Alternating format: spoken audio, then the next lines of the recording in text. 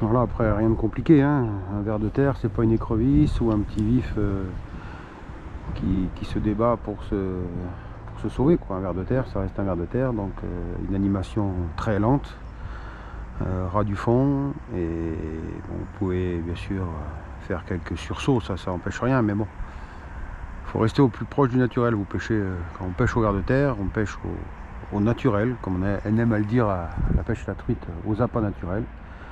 Donc on fait au mieux. Donc déjà rien que là, une petite plombée en tête, ça perturbe, on va dire, la nage. Mais bon, généralement ça reste assez attractif. Donc rien d'extraordinaire dans l'animation. Il n'y a pas besoin de se creuser la tête. Il suffit d'imaginer un ver qui est traîné par le courant quand il y en a, ou qui est sur le fond, voilà, qui déambule. Voilà, donc pas de complexité là-dedans, il n'y a pas à imiter quoi que ce soit. Voilà. Un ver de terre, ça vit dans la terre. Là, quand il est dans l'eau, c'est pas son élément, donc généralement les touches, c'est pareil. Vous êtes au courant de suite qu'il y a une touche, hein, il n'y a pas de subtilité là, c'est vraiment un coup de bambou. Il y a quand même l'attractivité du ver de terre qui est là, hein. Le côté olfactif est là, hein. C'est pas du plastique, c'est pas du caoutchouc, c'est pas des plumes, c'est pas du poil, c'est pas du plomb. Voilà, la seule chose qui peut perturber, c'est la rigidité de l'hameçon et votre plomb. Voilà, c'est pour ça que des fois j'aime bien pêcher avec un hameçon plombé à l'intérieur. Bon, là je voulais montrer parce que je vois tenter plus de choses sur des vidéos qui me font légèrement sourire. Donc voilà, j'aime bien repartir côté naturel par la pêche laquelle on a tous commencé un jour et qui reste voilà, la plus simple possible. Et c'est pas pour ça que vous mettez un verre que vous avez des touches à chaque fois que vous posez dans l'eau, parce que voilà, il faut que le poisson soit là. Il faut que le poisson soit là, il faut que le poisson soit mordeur, et voilà, tout un tas de choses. Il y a pas le truc du verre, c'est que vous n'aurez pas le côté agressif du poisson que vous pouvez déclencher au leurre, et encore, j'en suis pas sûr. Comme je le dis, j'ai fait de très grosses pêches de cendres, et de très grosses cendres au ver de terre, alors que des amis avec moi pêchaient au leurre. Voilà, avec des leurres, on va dire, dernière génération, à la pointe de la technologie. Et comme on n'avait pas de touche, moi j'ai ressorti le bon ver de terre sur tête plombée, qui m'a valu quelques jolis poissons, quelques poissons de plus de 80, et même plus, au-delà même. Mais bon, c'était l'époque où on se promenait pas avec une caméra sur la tête et qu'on ne filmait pas tout ce qu'on faisait pour partager, montrer aux autres. Après, je suis pas contre, hein, mais je regarde quelques interviews, quelques questions posées à des influenceurs ou autres, je sais pas comment on les appelle, là, diffuseurs de contenu ou autres, que voilà, on sent qu'ils sont obligés de forcer les choses pour pouvoir en vivre, hein. Mais bon, tant mieux, hein, c'est comme chaque profession, hein. Des fois on galère un peu, mais je trouve que c'est un peu trop poussé, le style pêche dans un lieu perdu, pêche dans un lieu inconnu, le monstre était là, voilà, obligé de mettre un truc qui attire l'œil déjà.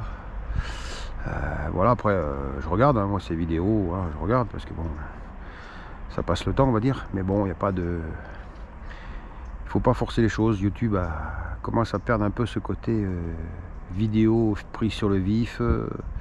Maintenant vous avez des films qui sont toutefois très bien, hein, mais dignes des films de Luc Besson, quoi.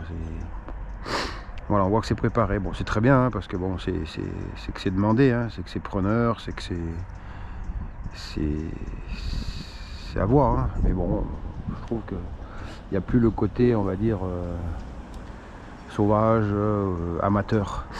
Là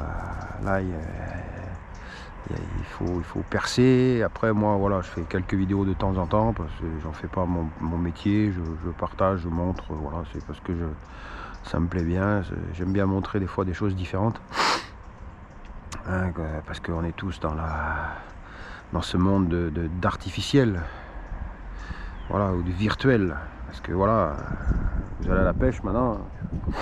Il fut une époque où je pêchais la truite, on avait des 20-30 pêcheurs au toc, 10 pêcheurs au verron. Maintenant c'est que des leurres, poids, plastique et autres.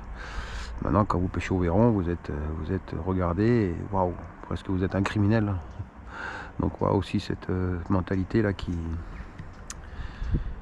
est pas trop bonne quand même. Et je pense qu'on se fait du mal nous-mêmes en même temps.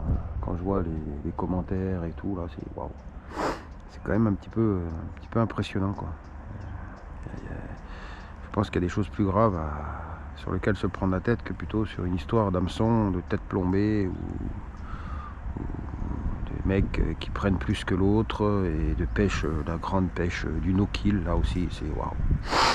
Il faut arrêter un peu là cette histoire là de no-kill là, voilà. Donc là j'allais en venir là. L'inconvénient c'est ça, c'est qu'au bout d'un moment vous perdez la queue, voilà, vous perdez la queue parce que d'un moment ça étire sur les narines, donc on change de verre. Voilà, donc j'en reviens, voilà, ce côté no-kill là, waouh, quand vous prenez un poisson, c'est waouh, criminel. Vous êtes un criminel, un assassin, waouh. Non, je suis pas un criminel, je suis pas un assassin. Je prends des poissons, j'en remets énormément à l'eau. Je pense que le nombre de poissons que je remets à l'eau dans une saison, certains seraient bien contents de les prendre dans leur saison de pêche. Voilà, après le côté remise à l'eau systématique, bah non, je suis pas du tout pour, voilà, faut remettre à l'eau, oui effectivement. Après je pense que la déclinaison du poisson et des espèces sont certainement pas dues aux pêcheurs, hein. Quand je vois certaines réglementations, d'autant plus dans notre fédération de l'Hérault là, qui commence à mettre une date de limite, après c'est bien, on peut prendre le sang de telle date à telle date parce qu'ils sont sur les frayeurs, ouais, très bien. Par contre ici vous avez des mecs qui pêchent toute une nuit, n'importe quelle saison, mois de mars là généralement, plein fer, tout le monde le sait, personne dit rien, voilà, j'ai fait remonter l'information de par ma profession, voilà, et on m'a dit, voilà, on n'a personne, c'est sûr qu'à 2 h du matin il faut sortir du lit pour aller verbaliser les gens qui pêchent le sand. Donc de par ma profession j'ai fait ce que je pouvais faire, et voilà. Donc, mais c'est dommage, je pense que c'est dommage parce que c'est comme tout un chacun, hein, la réglementation est toujours respectée par les bons et les autres ils s'en foutent un peu, voilà. Comme les gens qui pêchent sans carte de pêche, personne ne va les chercher, voilà, parce que oulala, faut pas faire de vagues ou quoi que ce soit. Bon.